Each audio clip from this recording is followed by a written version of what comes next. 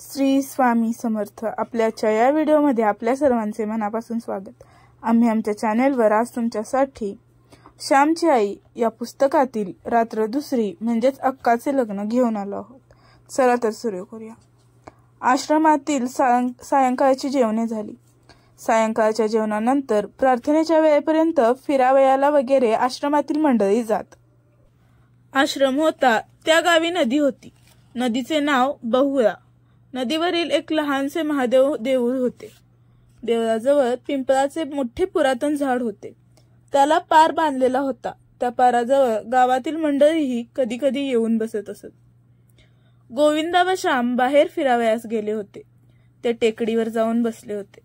लहानगा गोविंदा पावा गोड वाजवीत असे। त्याने आपली बांबूंची बासरी बरोबर घेतली होती व तो वाजवीत होता। कबीर दुयाचा श्याम ऐकत होता। एकाएकी गोविंदा थांबला व त्याने श्यामकडे पाहिले। श्यामचे डोळे मिटलेले होते। तोंडावर गोड व मधुर असे तेज होते। चलताना आश्रमात प्रार्थनेची वेळ होईल। श्यामने डोळे उघडले। श्याम म्हणाला, गोविंदा, बासरी म्हणजे एक दिव्य वस्तू आहे। कृष्णाच्या मुरलीने पशुपक्षी दगड धोंडे विरघळून जात। ते बायकांच्या गाण्यात आहे ना वर्णन। यमुनाबाई वाहे स्थिर नादे लुब्ध समीर रे, हलविना तरुवर पुष्प फळ पान रे, गोपीनाथा आले आले सारून या कामरे, वृंदावनी वाजविशी वेणू जरा थांबरे। गोविंदा, लहानपणी कोकणात सुट्टीच्या दिवसात पावसाळ्यात मी गोवाऱ्यांबरोबर रानात जात असे। गाई गुरे चरत व गोवारी अलगुजे वाजवीत। माझे चुलते छान अलगुजे करीत। लहानशी बांबूंची नळी, पण तिच्यात केवढी शक्ती। हल्ली ती बासरी वगैरे कर्कश परदेशी अलगुजे विकत घेतात। 2 रुपये त्यांना पडतात। परंतु खेड्यापाड्यातील गोरगरिबांना ही बासरी मधुर, सुलभ व सुंदर। बासरी हे आपले राष्ट्रीय वाद्य आहे। श्रीकृष्णाने ते रूढ केले आहे व 7 लाख खेड्यात ते वाजवली जात आहे। वाजव आळव ते गीत, परंतु ती पहा घंटा वाजत आहे। प्रार्थनेत चला, गोविंदा म्हणाला। हो चला।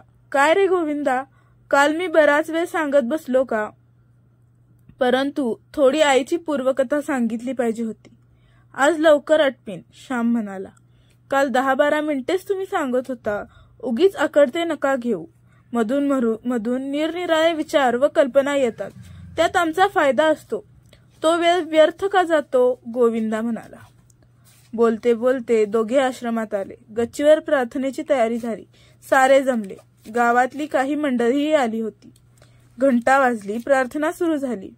स्थिरावला समाधीत स्थितप्रज्ञ कसा असे वगैरे गीता येथील स्थितप्रज्ञांच्या लक्षणांची प्रार्थना सुरू झाली। ही प्रार्थना आता राष्ट्रीय प्रार्थना जणू झाली आहे। प्रार्थना संपताच श्यामच्या गोष्टींसाठी मंडळी अधीर झाली। श्यामने गोष्टीस सुरुवात केली।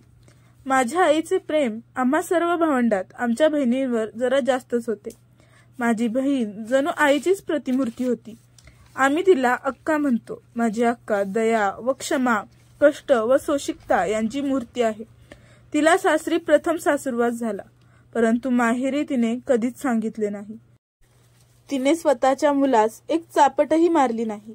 मुलांचा राग आलाच तर दूर उठून जाते व राग शांत करून येते। माझ्या अक्काच्या लग्नाच्या वेळची गोष्ट आहे।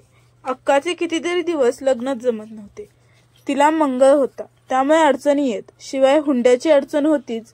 आमचे नाव मोठे होते। बडा घर पोकळवासा अशातली गत झाली होती। पूर्वीच्या इतमामाप्रमाणे राहावे असे काही मंडळीस वाटे व कर्ज वाढत होते। माझ्या अक्काला 17 ठिकाणी नाचिवली। कोठे मुलगी पसंत पडली तर हुंडा आड येई। हुंडा म्हणजे मुलीच्या मानेवरचा धोंडाच। या हुंड्याच्या त्रासाने मुलींच्या शरीराची वाढही नीट होत नाही। त्यांना आतून चिंता जाळीत जाते। मुलगी वाढत चालली, एकदा लवकर उरकलेच पाहिजे। कोठेबाईचा नवरा असेल कोणास माहीत, असे शब्द मुलींच्या कानावर येत असतात। त्यांना जीवन नकोसे होते। आपल्या देशातील तरुणच नादान। या हुंड्याची चाल नाहीशी व्हावी म्हणून 20 वर्षापूर्वी स्नेहलतेने बंगालमध्ये स्वतःला जाळून घेतले। त्यावेळी क्षणभर तरुणांनी हुल्लड केली, सभा भरविल्या, ठराव केले, परंतु पुन्हा सारे थंड। हुंडे पाहिजे, शिक्षणाचा खर्च पाहिजे, अंगठी पाहिजे, दुचाकी पाहिजे, घड्याळ पाहिजे। मुलीचे पैसे घेणे वा मुलाचे घेणे दोन्ही गोष्टी सारख्याच निंद्य. गायीसही विकू नये असा सांगणारा माझा थोर धर्म, परंतु त्याच धर्माचे अनुयायी मुलामुलींसहही विकतात. या परता अधर्म कोणता? तोंडाने धर्माचा तोरा सारे मिरवतात, पण कृतीने धर्माची सारी थट्टाच आहे. उदार हृदय ज्यांची असावीत ते तरुणही मेलेलेच. निंदी गोष्टीबद्दल बंड उभारण्याचे जोपर्यंत धैर्य होत नाही तोपर्यंत काही नाही. आपल्या बहिणीच्या जीवनाचा कोंडमारा करणाऱ्या रूढी व चाली ज्यांना टाकवत नाहीत त्यांना स्वातंत्र्य प्रिय आहे. हे मी कसे म्हणू, असे जगाने कसे म्हणावे? परंतु जाऊ दे, मी भावनेच्या भरात कोठेतरी वाहत चाललो. तुम्ही भलतीकडे वाहवत चाललेत तरी आम्हाला मधच मिळणार. आड रानात शिरलात तरी फुलेच दाखवणार. तुम्ही बोलत राहिलेत म्हणजे पुंगी ऐकून नाक डोलतो तसा आमचा अंतरात्मा डोलू लागतो. नामदेव म्हणाला, तुमचे काहीही असो ते गोड लागते. तुम्हीच ना ती शाहूनगरवासी नाटक मंडळीतील प्रख्यात नट गणपतराव यांची गोष्ट सांगितली होती. हॅम्लेटचे नाटक जाहीर केलेले असावे, परंतु गणपतराव रंगभूमीवर येऊन तुकाराम नाटकातीलच बोलू लागत. प्रेक्षक म्हणत, तेच चालू राहू दे. गणपतरावांचे सारेच छान, तसेच तुमचे. तुम्ही गोष्ट सांगा व प्रवचन द्या. आम्हाला आनंदच आहे, गोविंदा म्हणाला. मग अक्काच्या लग्नाचे काय झाले? रामने विचारले. श्याम म्हणाला, रामची आपल्या मुद्द्याशी गाठ. बरे, तर ऐका. पुष्कळसे हिंडल्या फिरल्यावर जमले एकदाचे लग्न. लग्न रत्नागिरीस व्हावयाचे होते. मी तेव्हा 6-7 वर्षांचा असेन. मला फारसे आठवत नाही, परंतु आईच तो प्रसंग सांगत असे. मला तो खवळलेला समुद्र, त्या बैलगाड्या, ते सारे आठवत आहे. गावातील घरची 50 पाऊंडच्या मंडळी निघाली. बरोबर गडी माणसे होती. बैलगाड्या हरणे बंदराला लागल्या. त्यावेळेस बोटीची फार वाईट स्थिती होती. हरणेला धक्का नव्हता. पडाव समुद्रात कमरेहून अधिक पाण्यात उभे असत. तांडेलच्या खांद्यावर बसून त्या पडावात जाऊन बसावायचे. नंतर ते पडाव बोटीजवळ जावयाचे. हरणे बंदर जरा त्रासाचे होते, तरी तेथील देखावा फार सुंदर आहे. हरणेचे पूर्वीचे नाव सुवर्णदुर्ग. हरणेच्या किल्ल्याच्या ओव्या बायकात रूढ आहेत. हरणेच्या किल्ल्यावरी तोफा मारिल्या दुहेरी, चंद्र काढिला बाहेरी इंग्रजांनी. चंद्रसेन राजाला इंग्रजांनी बाहेर काढला, असे ही ओवी सांगते. हरणेच्या समुद्र तीरावर नारळीची घनदाट वने आहेत. समोरच उच्चंबळणारा सागर पाहून ती माडाची झाडे आपल्या माना सारख्या नाचवीत असतात. समुद्राची गंभीर गर्जना 6-6 कोस ऐकू जाते. हरणेला दीपगृह आहे. उंच टेकडीवरील लाल फिरता दिवा आहे.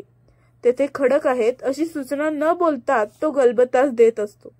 संतही असेच उंच जीवनावर उभे राहून जगाला मुकेपणे मार्गदर्शन करत असत. संत हे भवसागरातील दीपस्तंभच. संत कृपेचे हे दीप करिता साधका निष्पाप. अशा अभंगाचा चरण जमलेल्या गावातील मंडळींपैकी एकाने म्हटला. खेडेगावातील वारकरी वगैरेंच्या तोंडी कितीतरी अभंग, ओव्या वगैरे असतात. त्यांना जितके पाठांतर असते तेवढे आम्हा सुशिक्षितांना नसे. सुशिक्षितांचा इंग्रजी कवी माहीत असतात. त्यांची वचने त्यांना पाठ, परंतु ज्ञानोबा तुकाराम यांची आठवण नसे. श्याम म्हणाला, तो लाल दिवा रात्री किती सुंदर दिसतो. रात्री आकाशात चंद्र असावा, समुद्राला प्रेमाची भरती येत असावी. त्यावेळेस समुद्राच्या वक्षस्थळावर शेकडो चंद्र नाचताना दिसतात. आपल्या गोजीरवाण्या गोऱ्या गोमट्या मुलाचे शेकडो फोटोज समुद्र काढून घेत आहे असे वाटते. समुद्राचा का चंद्र मुलगा? एका लहान मुलाने विचारले. हो, समुद्र मंथनाच्या वेळेस तो 14 रत्नांबरोबर बाहेर पडला, अशी कथा आहे. परभारे नामदेवानेच उत्तर दिले. श्याम वर्णनाच्या भरात होता. आपल्या मुलाच्या अंगाखांद्यावरील घालण्यासाठी समुद्राने दागदागिने आणले आहेत की काय असेही मनात येते. किंवा चंद्रच शेकडो रुपये घेऊन खाली लाटांशी खेळण्यासाठी उतरला आहे असे वाटते. सारी मौज असते. वारे वाहत असतात, नारळी डोलत असतात, लाटा उसळत असतात, दीप चमकत असतो, चंद्र मिरवत असतो आणि पडाव भरत असतो. तांडेल व खलाशी यांची आरडाओरड चाललेली असते. कोणाचे सामान राहून जाते, कोणाचे बदलते, कोणाचे हरवते, कोणाला पडाव लागतो, कोणाला उलटी येते, ती एखाद्याच्या अंगावर होते, मग तो उसळतो. हिंदुस्थानातील सारी अव्यवस्था, सारा गोंधळ, सारा उदासीनपणा, सारी सहानुभूती शून्यता तेथे दिसून येते. आम्ही पडावात बसलो. पडाव चालू झाले. वल्लवणारे वल्ली मारू लागले. चुबुक चुबुक पाणी वाजत होते।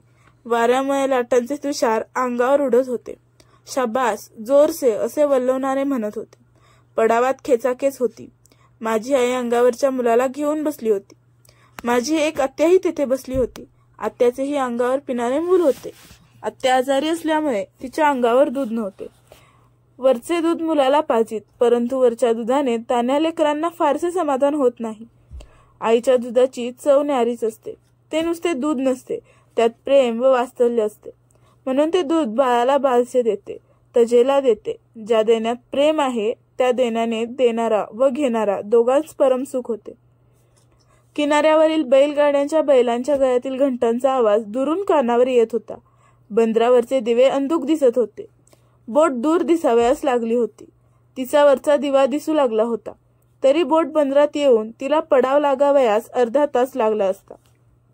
अरे चावतोस काय? काय आहे प्यायला त्यात? असे आत्या आपल्या मुलावर ओरडली। तो मुलगा अधिकच रडू लागला। काही केल्या राहीना। पडावातही गर्दी होती। इकडचे तिकडे व्हावयास जागा नव्हती। आजूबाजूला जेव्हा पुष्कळ लोक असतात तेव्हा जर मूल रडावयास लागले तर आयांना मेल्यासारखे होते।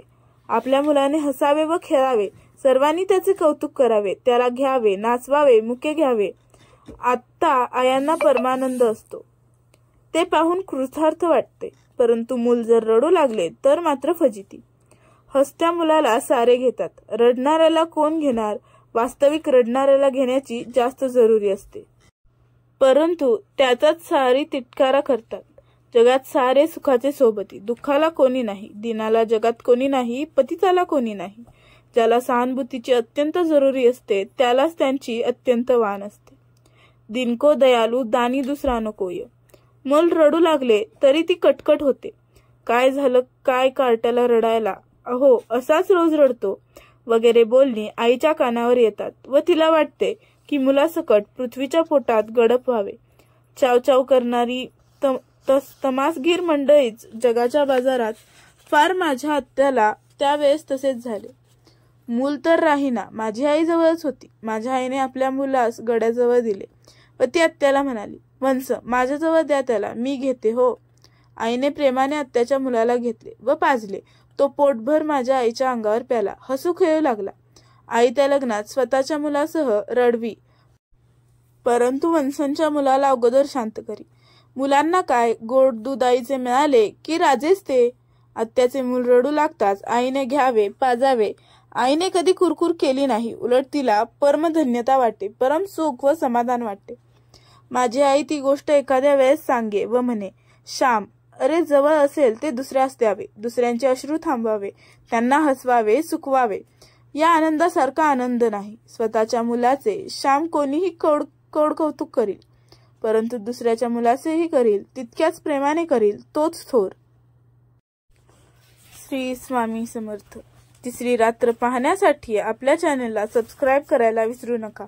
पुन्हा भेटू पुढच्या व्हिडिओमध्ये। स्वामी महाराजांची कृपा आपल्यावर सदैव राहो।